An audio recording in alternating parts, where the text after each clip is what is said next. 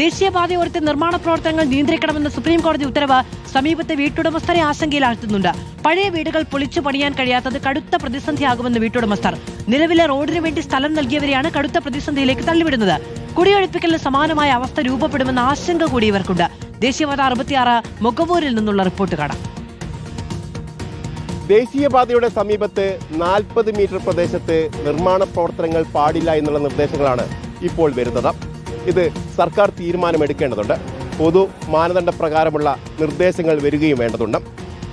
നിലവിൽ തന്നെ പല ദേശീയപാതകൾക്ക് വേണ്ടിയും സ്ഥലം വിട്ടു നൽകിയ ആളുകളെ ഇനി എങ്ങനെ ഇത് ബാധിക്കും? ഞാനിപ്പോൾ ഉള്ളത് ദേശീയപാത 66 മൊഗവൂർ എന്ന് പറയുന്ന സ്ഥലത്താണ്. അതായത് മധ്യഭാഗത്ത് 40 മീറ്റർ എന്ന് കണക്കാക്കുമ്പോൾ 45 മീറ്ററാണ് ദേശീയപാതയുടെ വീതി. അതിൽ നിന്ന് 22.5 കഴിച്ചാൽ പിന്നീട് 17.5 മീറ്റർ മാറി മാത്രമേ ഇത്തരത്തിൽ വീടുകൾ അല്ലെങ്കിൽ നിർമ്മാണ പ്രവർത്തികൾ നടക്കൂ എന്നുള്ളതാണ്. ഈ വീട് എന്നുള്ളത് ഏതാണ്ട് 7-8 മീറ്റർ മാത്രമാണ് ദേശീയപാതയിൽ നിന്ന് അകലം പാലിച്ചിരിക്കുന്നത്. ഇപ്പോൾ നമുക്കൊപ്പം ചേരുന്നത് ഷൈമയാണ്, ഈ വീട്ടുടമസ്ഥയാണ്. വലിയ തരത്തിൽ ആശങ്കയുണ്ടാക്കുന്ന നിർദ്ദേശമാണ് വന്നിരിക്കുന്നത്. നിങ്ങളത് അറിഞ്ഞു, കേട്ടു. വാർത്തയിലും TV ചാനലുകളിലൊക്കെ വരുന്നത് ഞങ്ങൾ കേൾക്കാറുണ്ട്. ഇതിപ്പോൾ കുറച്ചുകൂടെ ബാക്കോട്ട് പോയിട്ടുണ്ടെങ്കിൽ നമുക്ക് അത്ര വീടുണ്ടാക്കാനുള്ള സ്ഥലം ഉണ്ടാവില്ല. അധികം കുറച്ച് സ്ഥലങ്ങളേ ഉള്ളൂ. ഇപ്പോൾ ബാക്കോട്ട് പോയിട്ടുണ്ടെങ്കിൽ ഭയങ്കര ബുദ്ധിമുട്ടാണ്. ഈ റോഡിന് വേണ്ടി നിങ്ങൾ നേരത്തെ സ്ഥലം കൊടുത്ത ആളുകളാണ്.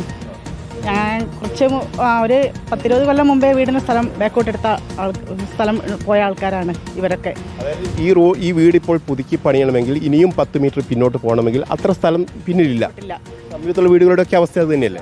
എല്ലാ വീടുകളുടെ അവസ്ഥ അത് തന്നെയാണ്.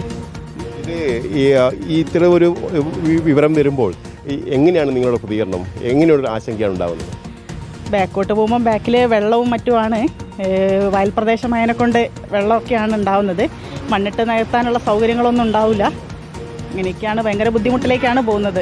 നമുക്ക് അതുകൂടി ഒന്ന് പരിശോധിക്കാമെന്ന് തോന്നുന്നു. കാരണം റോഡിൻ്റെ അരികിൽ നിന്ന് ഈ ഭാഗത്തേക്ക് വരുമ്പോൾ ഏതാണ്ട് ഒരു 7-8 മീറ്റർ നീളമാണുള്ളത്. ഇവിടെ നിന്ന് ഇനിയും പിന്നിലോട്ട് പോകണം. അതായത് 10 മീറ്ററോളം പിന്നിലോട്ട് പോകേണ്ടുന്ന ഒരു സാഹചര്യം ഉണ്ടാവുന്നു എന്നതാണ്. ഏതാണ്ട് കണക്കാക്കുമ്പോൾ ഏതാണ്ട് ഒരു 10 മീറ്റർ എന്ന് പറയുന്നത് ഇവിടേക്ക് എത്തുമ്പോൾ തന്നെ ഏതാണ്ട് 10 മീറ്റർ അകലം, അതായത് 17.5 മീറ്ററോളം നീളം ഇവിടേക്ക് എത്തുമ്പോഴുണ്ടാവും.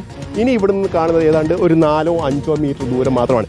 ഈ സ്ഥലത്ത് വേണ്ടി വരും ഇവർക്ക് വീട് നിർമ്മിക്കാൻ. അത് നമുക്കറിയാം, ഈ 4-5 മീറ്റർ സ്ഥലത്ത് വീട് നിർമ്മിക്കാൻ കഴിയില്ല എന്നുള്ളത്.